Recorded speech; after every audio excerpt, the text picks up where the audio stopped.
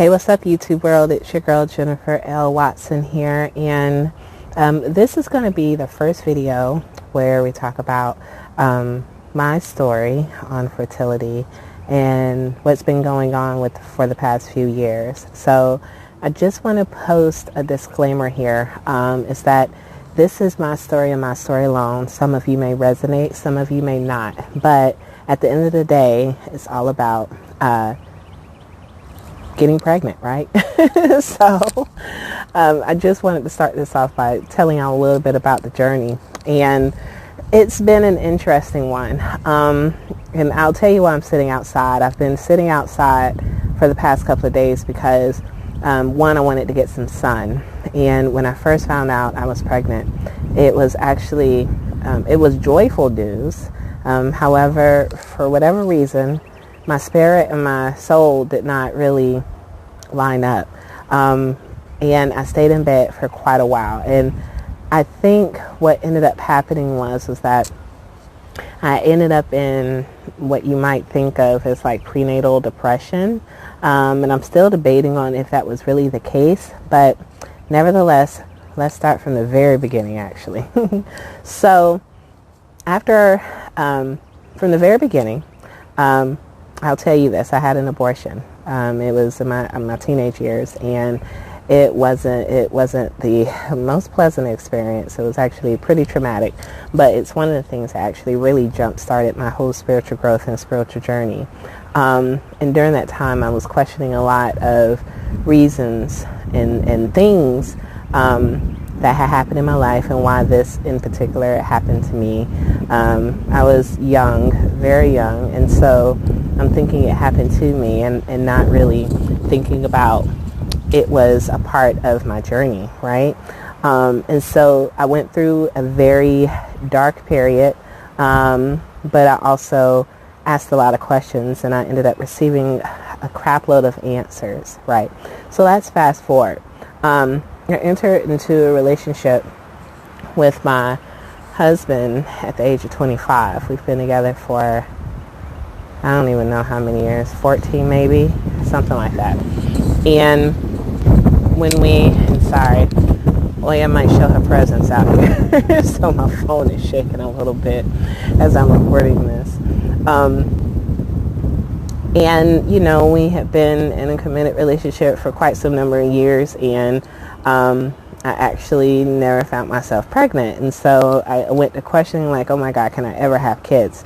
And so I'm going to tell you a little story. I'm not going to go too much in detail, but, you know, our relationship was really interesting at the beginning. There was a lot of challenges. I mean, a whole lot of challenges. And we got to the point where we were like, okay, you know what? We're done. We can't do this anymore. 5 years into the relationship, like, we are really calling it complete quits. And funny enough, right at that moment, like 2 weeks later, I found out, oh, I'm pregnant. I thought that was really hilarious. It was like, God was like, okay, yo, you know what? Y'all are supposed to be together, so we're going to make this work. Now, I'm not suggesting that, you know, people stay in relationships for the sake of children. That's not my suggestion here. I'm just, again, this is my story. So if you see me flinching, it's because I hear something buzzing. And buzzing in my ear freaks me out. But during this time, you know, we seriously sat down and discussed, okay, if we are going to make this work for the sake of our child, you know, what do we need to do? And that is a video for that's time for a whole other video on relationships. Still wasn't that easy. You know, it's a lot of things that we had to work through together in order to, you know, make this happen. And so we did. You know, here we are years later. I would not trade it for anything in the world. Definitely learned a crap load of lessons on both of our ends, right? And again, it's a part of the journey. It's a part of the growth. But I just found that interesting that I would find myself pregnant right at that moment. And of course, you know, not knowing what I would know now to be the best person I could ever be with, I took that as a sign that I wasn't supposed to have any children until, right before turning 30. Now, here's the thing. Here's another caveat to this. So I've always been into manifesting for years, right? And it started out when I was in college. I would set intentions, I would set statements, and things would begin happening. Before even knowing who my partner was going to be, excuse me, I had always said I was going to have my first child before I turned 30. Well, lo and behold, everything lined up to be right then in that moment where we were getting ready to call it quits, right? That I ended up pregnant. So I guess it was actually 4 years into the relationship where I would find myself pregnant. But not only just pregnant at that particular time in my relationship, but also I would find myself giving birth to my daughter 2 months before I turned 30, which was absolutely hilarious because, again, at the age of 22, I had already said that this is what was going to happen, and that's what happened. So now we have two different things that are lining up at this whole pinpoint, within my life, where I called to be something much earlier in my life at one of the most emotional times in my life. And I know all of that ended up for a reason, right? So the point of it is that if you have always known that something would happen, you have to definitely call it into existence. And I'm not speaking medically here, okay, because I'm not a medical professional or anything like that. But what I am saying is speak life into yourself, right?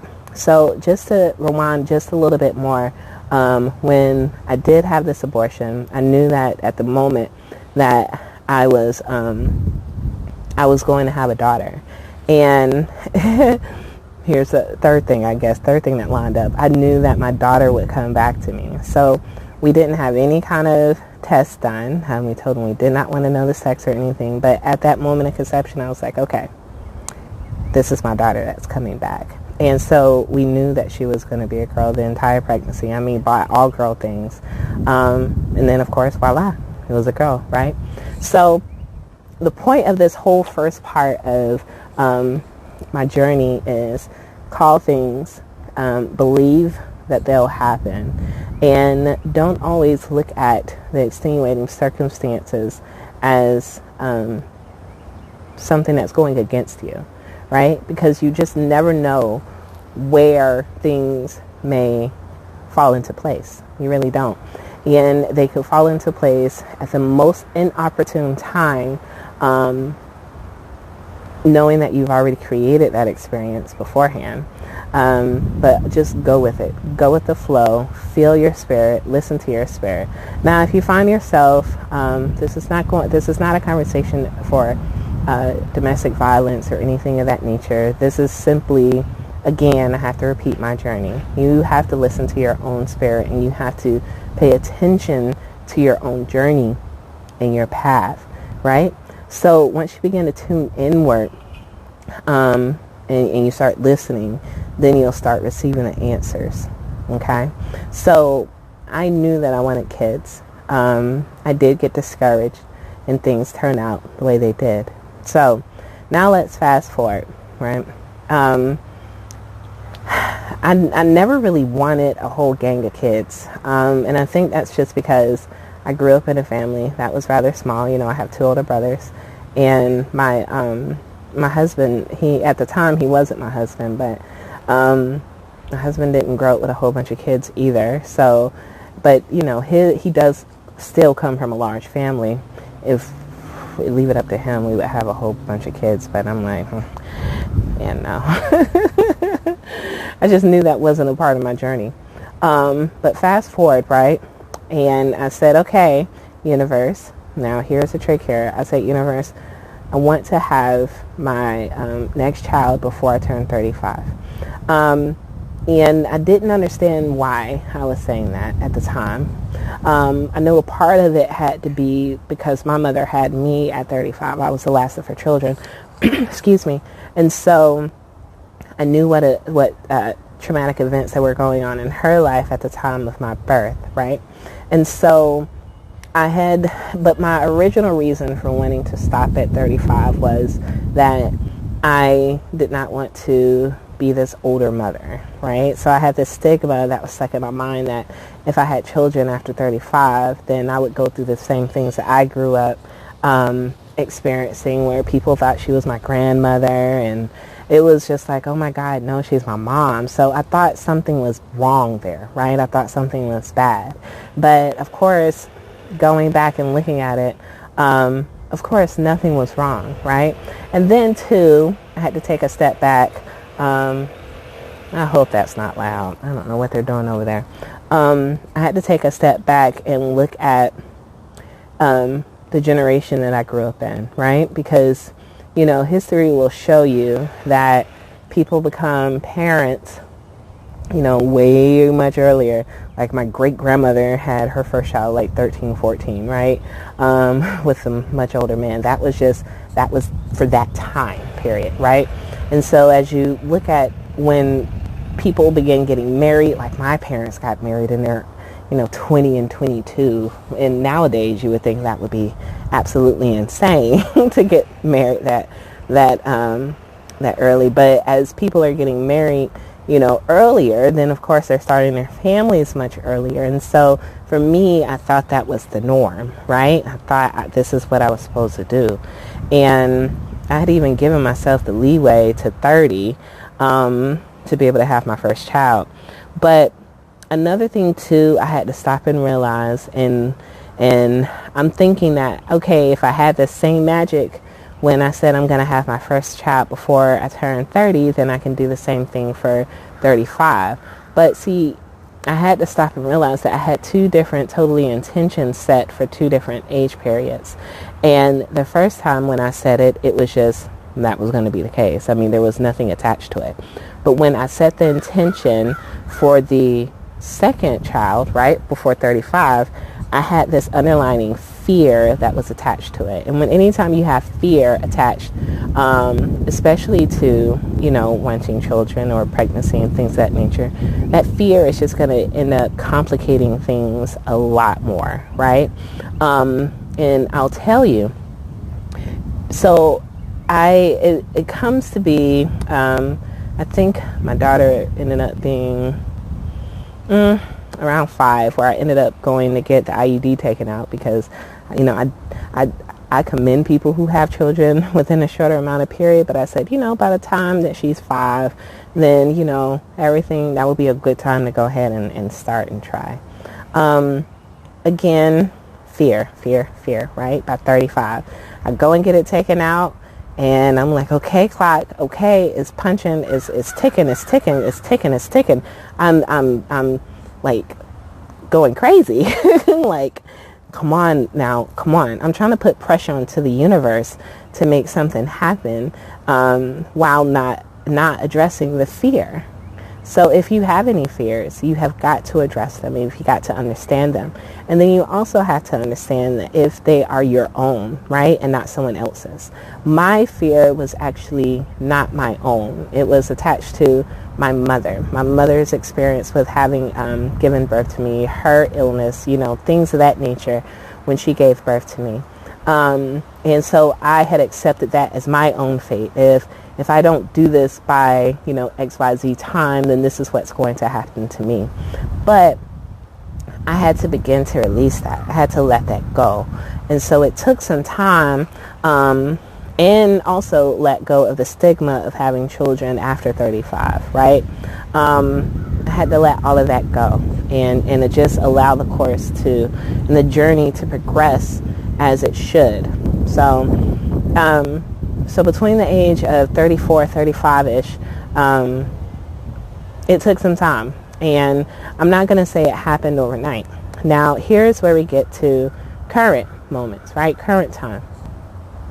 After I was able to release that and truly accept the fact that if I do become pregnant after 35, everything will be okay, right?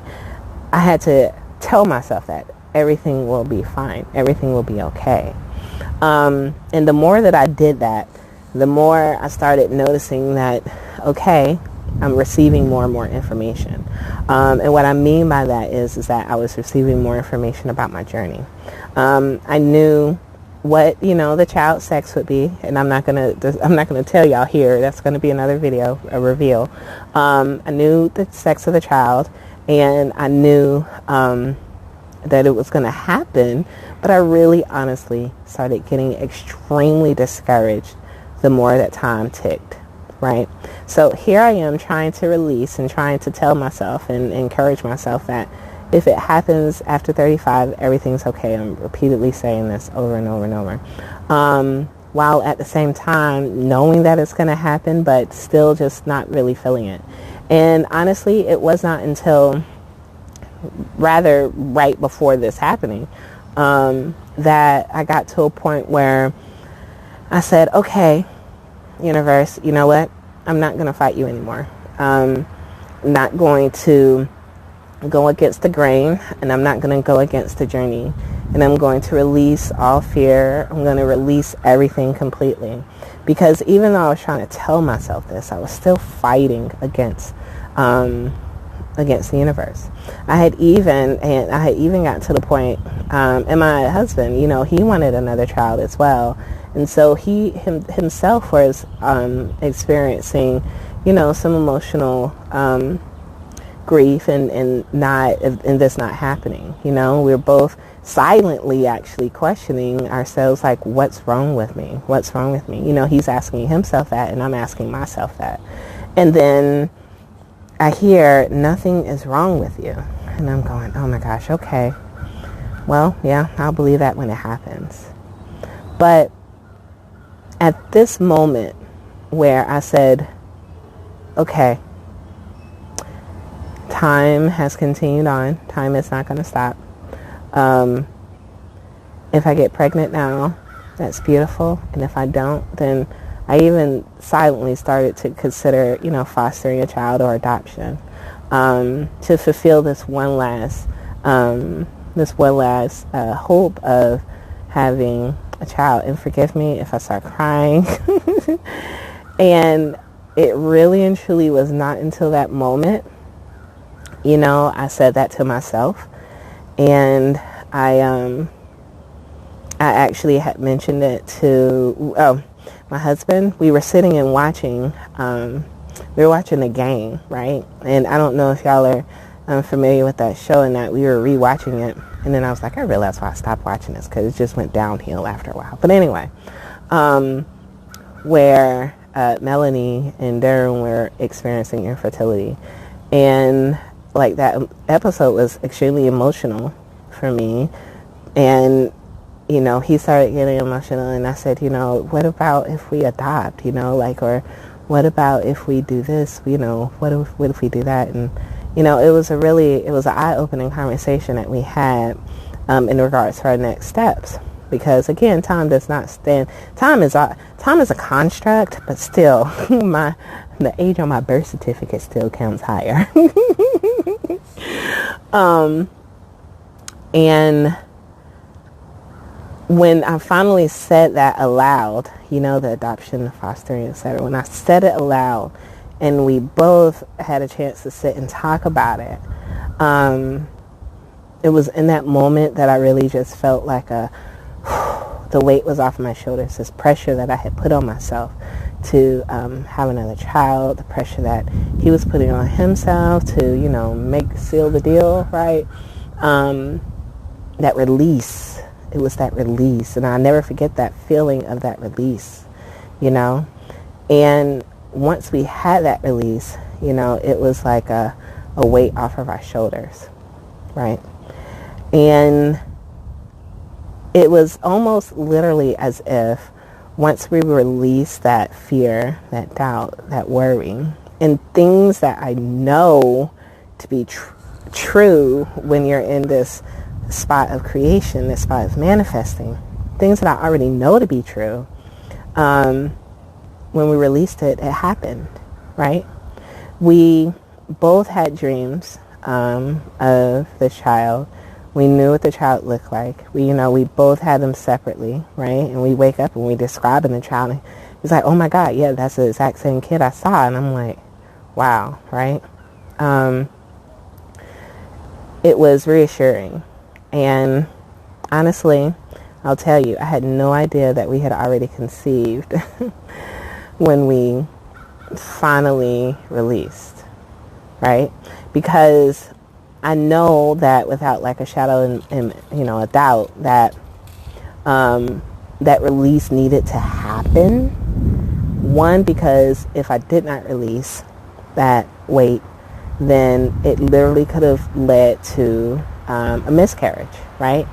And the reason being is because it was stress, it was tension, and there was, that tension and that stress lived in my womb because that was the area that I was hoping to be filled. And here we go. Oh, yes, I got to hold my phone, make sure it doesn't fall. And that was a huge part of the reason why I ended up in the bed for 2 months. And so I think, too, that is one of the things that actually led to,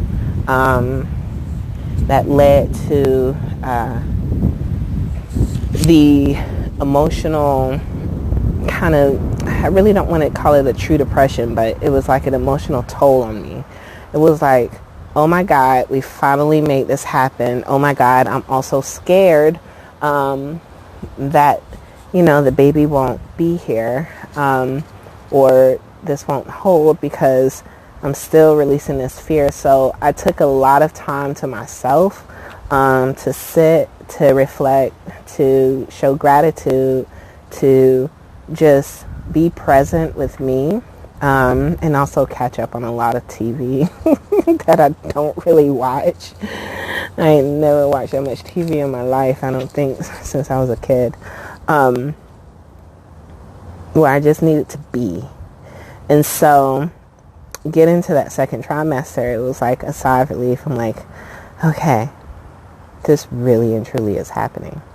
And I cannot be more grateful. I just continue to pray that everything, continues to go according to plan, right? And just really kind of relish in the fact that, yeah, this is real. It's really surreal for me still, because I feel him, feel him, her move a little bit, but not really so much, because it's still kind of early, but it's really, really surreal. And so, yeah, that's my journey, and that's what's happened up until now. So if you resonate with anything that's been said here, described, drop some comments, like and share the video out, because I know I'm not alone, right? I know that emotions are real, feelings are real, and it's a very intimate thing to be able to connect with, yourself first and other people too who may be experiencing. So that's it. The next video we'll talk about, some more things, right? I'll give you some tips and tricks and things. I'll describe a little bit more in detail on what I've done for myself, what I've done to help other people as well, to conceive, and that's all for now. All right, I love each and every one of you all. Thank you for allowing me to share this with you, and I will see you next time. Take care.